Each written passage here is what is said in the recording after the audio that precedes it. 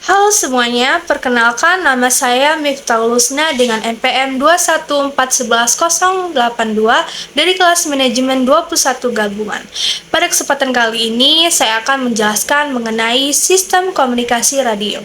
Sistem komunikasi radio merupakan suatu bentuk komunikasi modern yang memanfaatkan gelombang radio sebagai sarana untuk membawa suatu pesan sampai ke tempat tujuannya.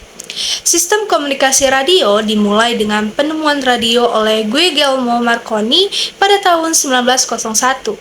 Keuntungannya bisa menjangkau daerah yang cukup luas, tidak diperlukan pemasangan kabel yang rumit. Sedangkan untuk kerugiannya bisa terjadi gangguan komunikasi bila terdapat suatu interferensi. Untuk mencegah suatu interferensi, maka dibutuhkan pengaturan alokasi frekuensi yang digunakan oleh setiap daerah. Kemudian, frekuensi dan panjang gelombang. Frekuensi radio adalah spektrum energi gelombang elektromagnetik yang mempunyai panjang gelombang di antara spektrum gelombang audio dan spektrum gelombang cahaya. Dan kemudian terkait panjang gelombang radio merupakan panjang suatu gelombang elektromagnetik yang merambat dalam satu periode.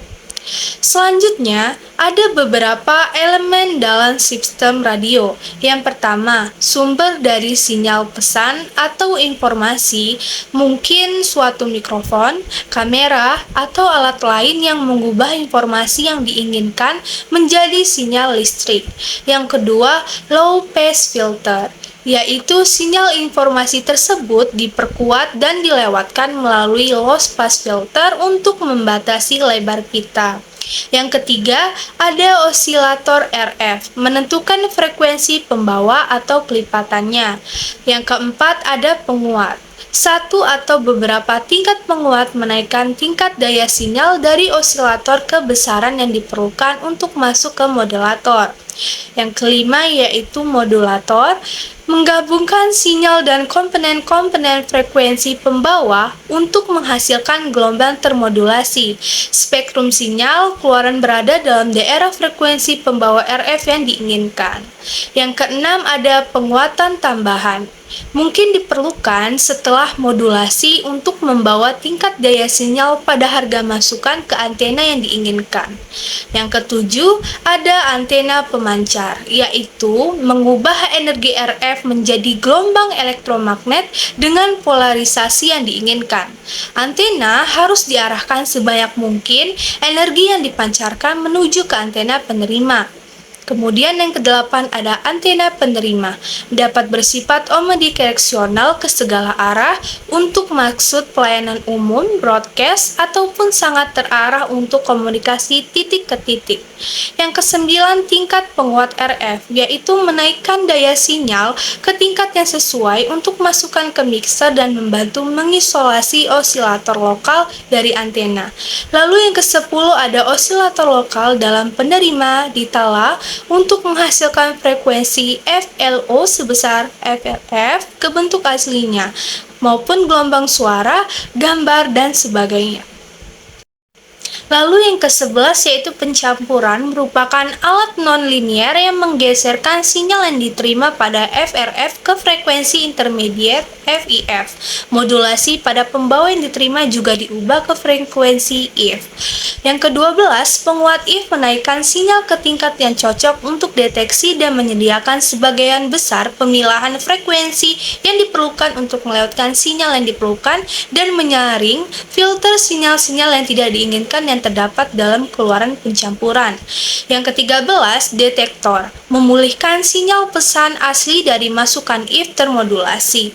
Yang ke-14, penguat audio dan video menaikkan tingkat daya keluaran detektor ke besaran yang sesuai untuk masukan pengeras suara, tabungan televisi, atau alat keluaran lain. Dan yang terakhir yaitu alat keluaran mengubah sinyal informasi kembali ke bentuk aslinya, atau gelombang suara, gambar, dan sebagainya. Selanjutnya, propagasi gelombang radio. Gelombang dapat merambat melalui berbagai medium, antara lain ada padat, cair, maupun udara.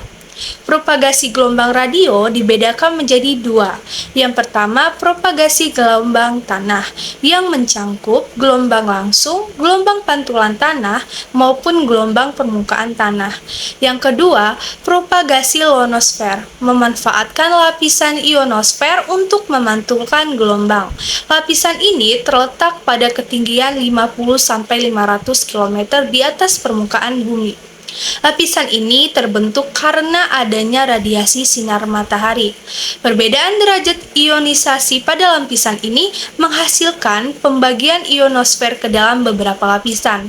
Lapisan yang pertama, lapisan D, 50-90 km, merupakan lapisan paling bawah dari ionosfer menyerap gelombang dengan frekuensi rendah.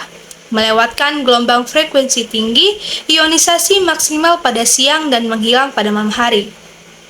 Lapisan E 90-145 km memantulkan gelombang dengan frekuensi sekitar 50 MHz tergantung pada frekuensi dan kekuatan lapisan E. Suatu sinyal dapat dibiasakan atau dapat diteruskan ke lapisan F pada malam hari. Inisial dapat melewati lapisan ini karena pada malam hari lapisan ini menyusut. Lapisan F 160-400 km. Dan pada malam hari kedua lapisan akan menjadi satu, memantulkan gelombang dengan frekuensi tinggi. Gelombang dengan frekuensi tinggi UIV akan dilewatkan. Biasanya dimanfaatkan untuk pemancaran gelombang AM jarak jauh. Selanjutnya, antena dalam komunikasi gelombang radio. Untuk daerah frekuensi kurang dari 30 MHz, antena yang sering digunakan dalam komunikasi gelombang radio adalah antena VHF dan UHF. Antena VHF atau UHF ini dapat digolongkan menjadi dua jenis. Yang pertama, antena omnidireksional digunakan pada stasiun mobile service atau siaran radio dan televisi. Yang kedua, antena omnidireksional dapat menjadi dua jenis juga. Yang pertama, antena omnidireksional dengan polarisasi vertikal dan antena omnidireksional dengan polarisasi horizontal. Yang kedua, antena yang mempunyai pemancaran atau penerimaan ke suatu arah ada beberapa komponen kunci dalam sistem konsep radio. Yang pertama, ada pengirim yang mengubah informasi menjadi sinyal radio. Kemudian, sinyal itu dikirimkan melalui media transmisi seperti udara maupun satelit. Di sisi penerima, ada alat penerima yang mendeteksi dan merespons sinyal tersebut sehingga dapat diuraikan kembali menjadi informasi yang dapat dimengerti. Sekian materi yang dapat saya sampaikan mengenai sistem komunikasi radio. Bagaimana itu bekerja, lebih dan kurangnya saya mohon maaf. Terima kasih.